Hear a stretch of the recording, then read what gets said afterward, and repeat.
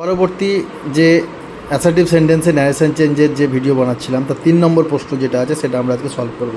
The old man says I am feeling oats.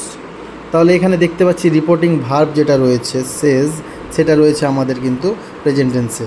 তাহলে এখানে কিন্তু কোনো টেন্সের পরিবর্তন হবে না।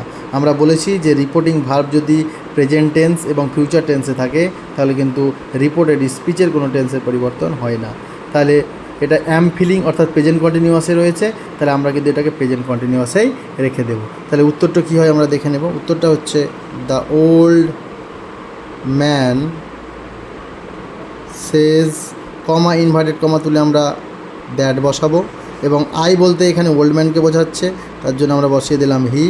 আর অ্যামটা যেহেতু প্রেজেন্ট টেন্সে রয়েছিল তাহলে হিজ সঙ্গে হয়ে যাবে is, present continuous, he is, বাকি লিখে দিলাম ফিলিং ওটস এবং লাস্টে ফুল স্টপ।